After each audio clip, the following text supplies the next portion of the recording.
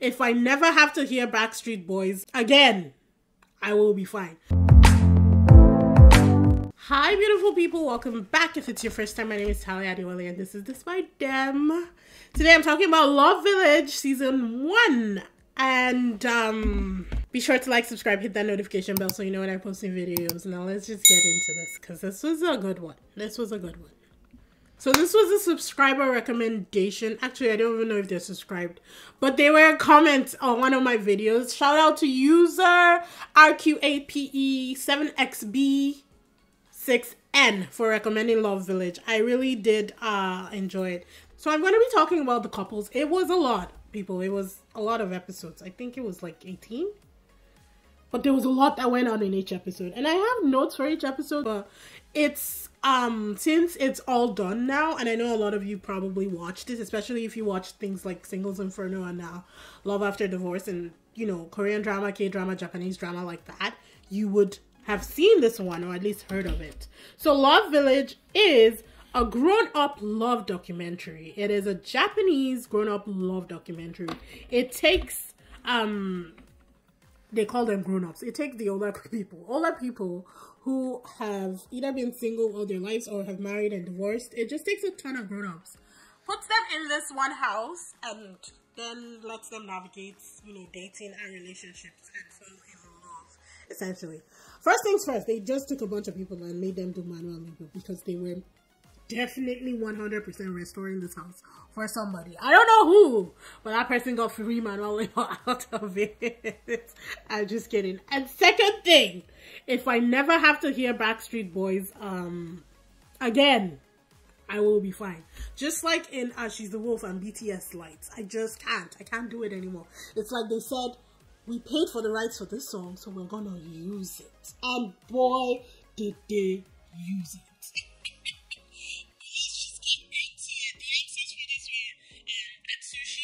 And Becky. Don't know them from anywhere, people. This is my first time watching this show, like I said.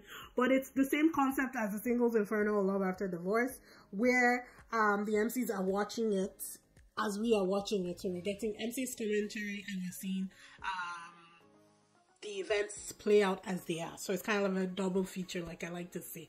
But I did enjoy it. I'm going to stick to the couples. It's going to be the couples who got out and the ones that are still and where they are now, you know. First couple out of the house with Okeo and Junpei. So when Okeo was one of the OG girls, she came in originally with everybody else. And it was a hard time for her. I think it took about a month maybe for... Was it a month? Hold on, let me see. Oh no, it was... Was it a month? No, it was about, I think it was about 3 weeks or so, 2 weeks. Maybe in between.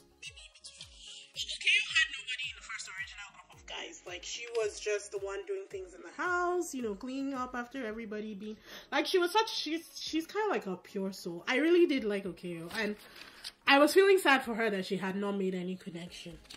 And then, Hollywood had rang the bell for Yukimon, yes, and we'll get to that later. Yukimon said no, so Hollywood left, which means that they had to bring in a new guy. They ended up bringing 2 new guys in Saki-chan and Junpei. So Junpei is a 42-year-old interior designer / carpenter who owns his own business. Okeo is a 39-year-old convenience store clerk. When Junpei first came in, he had eyes only for...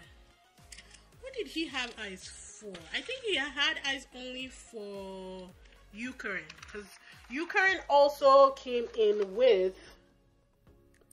Yes, Yukarin also came in the same day when Junpei and Saki-chan came into the house. So as soon as Yukarin came in, Junpei was all over her. He was attracted to her from get-go. Events happened, he came on too strong, so Yukarin kind of like backed off him. There were a lot of people interested. Yeah, no, was it? There was 2 people interested in Yukarin. It was Tabo and Junpei. Okeo was already interested in Junpei, so it wasn't looking like it was going to happen for them, to be honest. Like, I will insert a TikTok that I made of the episode 8 when I watched it, when Okayo went to ring the bell for Junpei, knowing that Junpei was not going to reciprocate her intentions. Oh boy, that got in. Okay guys, I'm watching Love Village and I'm on episode 8, and this episode got me. I've been fine throughout all the episodes. Shout out to the subscriber from YouTube who told me to watch this, and they told me, they warned me. The subscriber said that they were crying every single episode. I wasn't. I was holding it down from episodes 1 to 7, and then 8 got me. Oh my god, Okayo's story and her doing, oh my god, I can't even stop it. It just keeps flowing, people. Someone help me, because the show is gonna kill me. This is too much. It's too much. So yeah, she rang the bell. They had restored the upstairs together. So throughout that time, I think it was about 54 hours of work together. She learned a lot from him. She was always beside him, taking care of him. And he wasn't rude or anything. Like, the thing with Japanese, like, so far that I've seen in his She the Wolf and this one, they're very caring about people around them, even if they don't like them. They're very respectful. But anyways, she rings the bell, tells him that she likes him. I was a mess, people. Episode 8 got me. I was crying. Okayo's story, that was the only one that really got me, to be honest. Like, she had a whole backstory that we're not even going to go into. Anyway, she rang the bell, and then the process is, you ring the bell, you profess your love, then the next morning the person who you rang the bell for comes out and either chooses you and you both go leave, or they say no and you have to leave and they will stay in the house. It's the next morning and he said yes, and I lost my mind because I did not think that he had fallen for her, and I was like crying because I was so happy for Okayo, because she did not expect it at all, to be honest. Like, she was saying, it ain't gonna happen, we're not doing this. Anywho, they were the first couple out of the house and they are still together. I was so excited when I checked Instagram and I saw them. They were still together. They had pictures and everything. Okay, so moving on. Saki-chan is a 46-year-old executive at an IT firm, and To-chan is a 45-year-old therapist. She's long since updated her profile to therapist, actor, and model now, which I am loving for her. To-chan was my favorite person in this house. When I tell you that To-chan was my favorite person, she was one of the OG girls. She came in. She had a thing for Tabo, but Tabo was not reciprocating. Tabo did not see love there at all. So he wasn't reciprocating in that manner. And as soon as Yukorin came in, Tabo was gone. He was lost to the crowd, man. He's like, whoop! Yukorin! And he left. To-chan was feeling down on the dump. So when Hollywood left, Saki-chan and Junpei came in. She really didn't even pay Saki-chan any mind, but she'd made one meal that Saki-chan really loved, and after he ate it, he went to sit beside her and they started talking, and that's when things sparked for them. Now, I didn't like Saki-chan for her. If I'm being honest, they didn't seem to work for me, even though I liked them on paper together. But when he starts talking and he starts judging people who drink and who have a good time, because he's a very mellow person, he doesn't like all of that. I didn't like it. I was like, you be you, do you. You don't have to judge other people for their choices, you know? So when they started falling in love, I was like, oh no. But he also was trying to get in with you, come on, because she's also a very laid-back person. The two of them kind of like bonded over judging other people for entertaining themselves and having a great time. So I was like, oh, I don't really like this. Anywho, To-chan rang the bell for him, and honestly I thought that he was going to let her down easy, but he said yes. He said that he wants to build their life together. For me, it looked like To-chan liked Saki-chan more than she liked her, and I didn't like that for her at all. And fast forward to today, I'm not really sure they're together. It's inconclusive. He's not a very posty person, so you know they might still be together and he's just on the back end. But she is very outgoing, very bubbly. She's a single mom, so she does have a kid who was 12 years old as by the time that they were filming this. But she's a very bubbly person, very bubbly personality. She had had to subdue her personality while she was married to her ex-husband, because he wasn't that kind of person. But I can see that she's a very bubbly person. She and Yukimon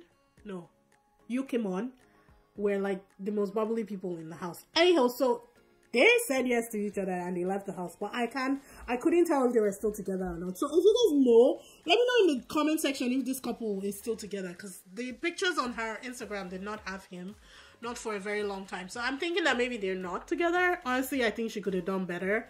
I think she could have done different. I'm not saying he's a horrible person. I just think that they didn't really mesh together properly. Moving on to couple number 2, Tabo and Yukorin. So, like I said, Yukorin came in with with Saki-chan and Junpei when Hollywood left. And Tabo fell head over heels in love with Tabo is half Korean, half Japanese. So, Yukorin is pure Japanese. And Yukorin is a 36-year-old yoga instructor.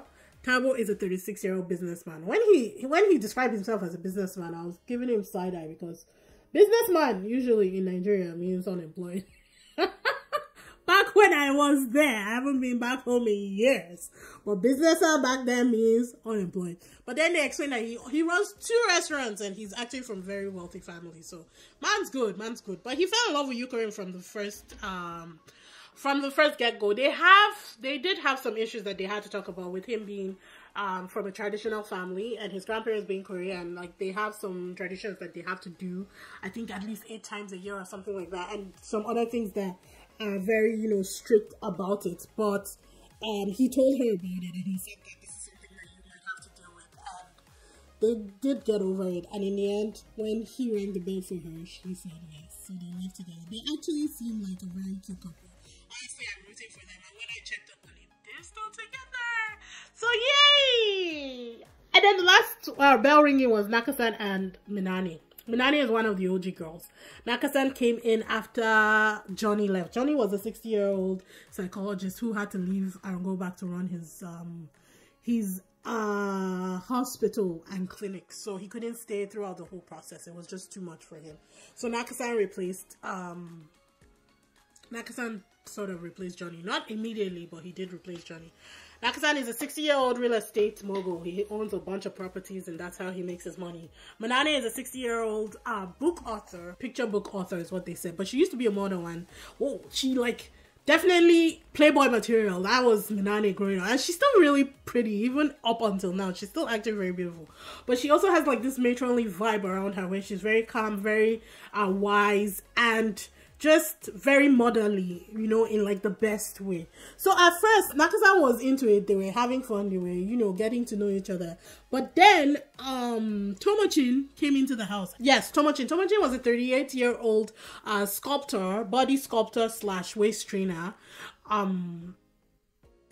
came into the house. And all of a sudden, Nakasan was going after her. They even called him a dirty old bastard. And I was like, oh my god, Japan, the MCs, when they want to come back, they really come back. Anywho, he talked to her about some stuff and he figured out that he and Tomochin's lives will not meld together. It had to do with finances. The main thing was that Nakasan came in for companionship. So did Minani. They did not believe in love anymore. Nakasan is a widower. His wife passed away 8 years ago. So he was still holding on to that. And you can't really blame the guy. I mean, it's a hard thing. He was the only one who had lost his wife, to death. Manane had been married twice. First guy she married, and both of them cheated on her. The second guy was a lot younger than her, and he just up and had another kid outside of their marriage. So she had lost her whole, she'd lost any hope in love at all. She only came here for companionship for as she gets old, and both of them were of that mindset. And for me, I thought that was limiting, but I get it. They'd experienced a lot. I'm only 34. I got 30 years to be where they are, and hopefully I'm not that jaded, But they had experience. They had a whole life of experience behind them. So I was like, you know what? Do what makes you happy. So Nakasan rang the bell for Minani. But when it was time to choose, Minani said that it feels like he's still holding on to his wife and there's no space for anybody else. And he needs to deal with that. And for that reason and that reason alone was the only reason she said no, which was so heartbreaking. So he left. And that was the last coupling. After that, the time at the house, they'd restored it to its former glory. It was 150 years old or something like that. The time at the house had come to an end, so they left. And then they flash forward 4 months later, and Minani and Nakasan got together and they're dating now. They even did pre-wedding photo shoots. And when they said pre-wedding photo shoots, for me, pre-wedding is you dress up, real nice. You have those, and that's what you put on your invites and save the dates and all that. But pre-wedding photo shoots for them was wedding dress and suit. And I was like, damn, just get married already. You're there already. You're dressed. She looked very, very pretty, and I like that for them. But yeah, it was very interesting. So obviously they rekindled their romance and are still together. So we had 4 couples on in all. Yukimon, Hollywood, and Anchovy. Those were the other interesting characters that came in. They were OG. Yukimon and Hollywood were hitting it off. But honestly, I thought Hollywood was more of a peacock than anything. He was a little too flashy. And they said that he's a stuntman and an actor. And he aims to make it big in Hollywood. His name is Hollywood, but he aims to make it big in Hollywood. But Hollywood is 52 years old. I mean, he'd already done some stuff in the US and then came back to find a wife, I guess, and he wants to go back. And I'm thinking, you should have made it already. It's never too late, but I don't know. It just seemed a little sketch to me. Anyways, when he rang the bell for Yukimon said no. Was the best choice for her. And then you have Anchovy, who was the most interesting character out of all of them. Anchovy would sit down and create scenarios in his head. If a girl is nice to him, in his head, it's like she's in love with him. And he went on with that delusion throughout the entire series. In the end, I think he did come to some kind of understanding that maybe he makes things up. And Anchovy was 46, I think. Yes, he was a 46-year-old Italian chef. So one of the more accomplished ones among all of them. And he didn't find anybody. Neither did Yukimon, which was kind of sad because I think Yukimon was very bubbly and should have found somebody. But yeah, all in all, it was great. Episode 8 was the only one that made me cry my eyes out. Because after that, I was like, no! Not anymore! Nakasan's backstory made me cry too, but I held it in for that one. But Okeo, oh my god, Okeo's story killed me. And the fact that Junpei said yes, I died. I just like laid out there and I was done. But all in all, I really enjoyed it. I mean, you could go watch it because I watched it after the fact. The second season is coming, so we'll probably do that one together when it comes out. I'm excited for it. But hopefully I ran through enough of season 1 where you got the gist, you got everything you need to. If you want to watch it absolutely 100%, feel free to do that. Then come back and comment on my videos. Thank you so much for watching. But yeah, I thought that it was fun and I'm grateful for the subscriber who commented and told me to watch it. So thank you so much. But yeah, I will see you guys in the next one. Bye!